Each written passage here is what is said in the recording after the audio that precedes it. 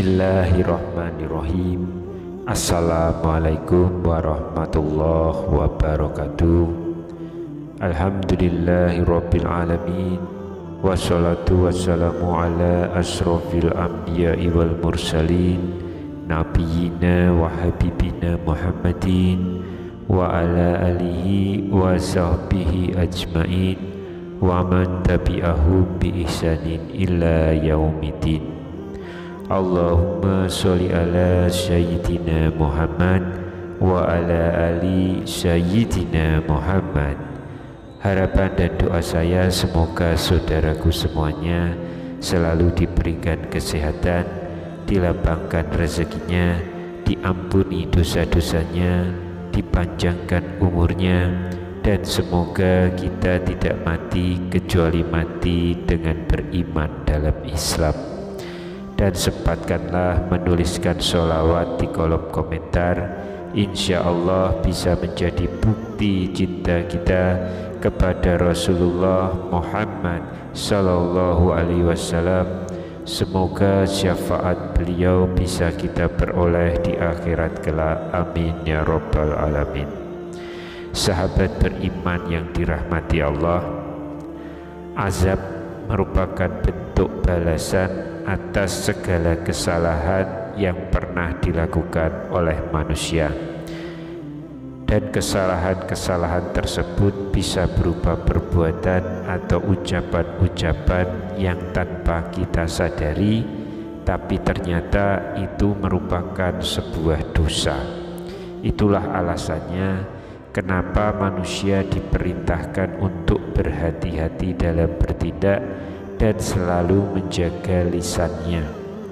Karena jika tidak terjaga lisannya, maka neraka bisa menjadi tempat untuk menerima azab pedih atas kesalahan yang diperbuatnya selama hidup di dunia.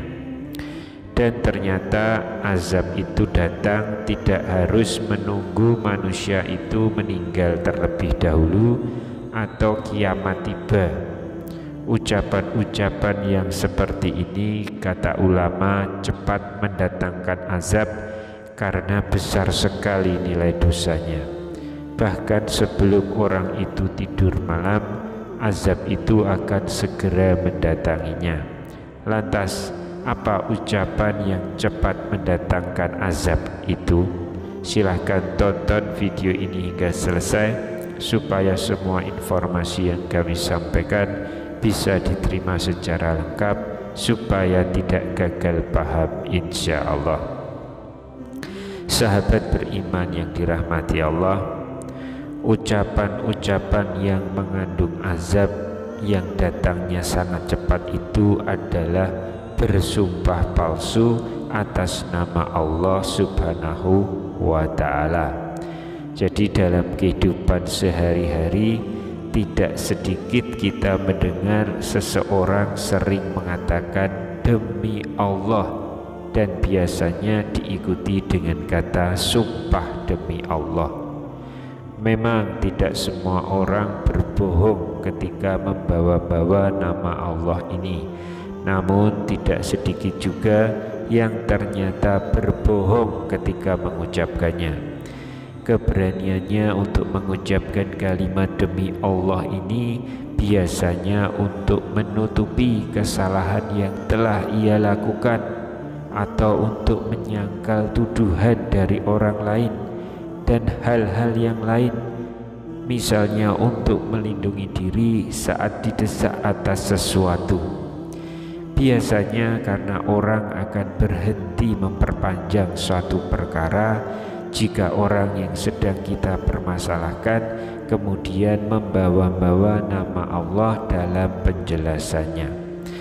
Ada satu contoh kecil yang kita bisa ambil dalam kehidupan kita sehari-hari dalam bermasyarakat.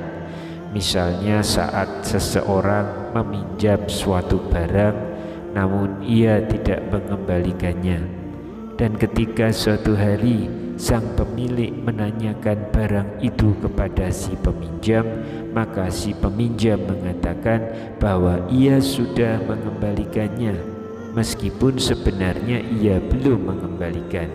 Kemudian untuk meyakinkan si pemilik barang bahwa ia sudah mengembalikan, maka ia bersumpah atas nama Allah, misalnya dengan perkataan, sumpah demi Allah, aku sudah mengembalikan barang itu kemarin. Mungkin kamu yang lupa, coba kamu ingat-ingat dulu. Kita pasti sering mendengar ucapan-ucapan yang sejenis itu di tengah-tengah masyarakat kita. Sahabat yang dirahmati Allah, perlu dipahami bahwa jika ucapan itu ternyata adalah bohong semata, maka Allah Subhanahu wa Ta'ala akan segera memberikan azabnya kepada orang yang berbohong itu dengan menyebut namanya. Bahkan sebelum sampai orang tersebut tidur di malam hari, Allah sudah kirimkan utusannya untuk mengirimkan azab kepada orang tersebut. Rasulullah Shallallahu Alaihi Wasallam bersabda, maukah aku kabarkan kepada kamu sebesar-besarnya dosa yang besar?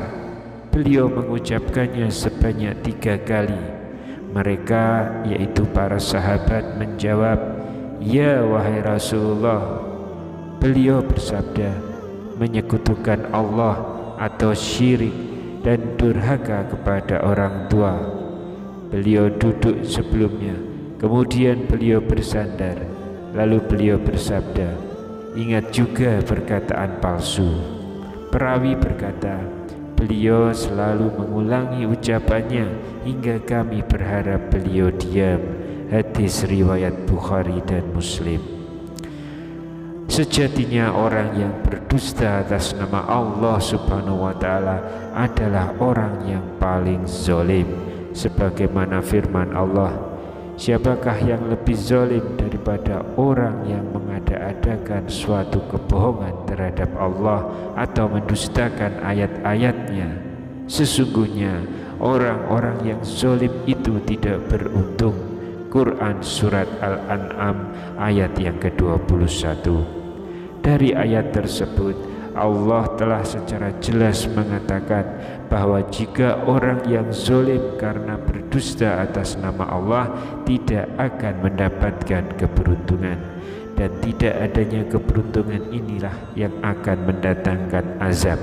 Bahkan para ulama mengatakan jika azab itu akan segera datang kepadanya setelah ia mengucapkan kalimat bohong tersebut.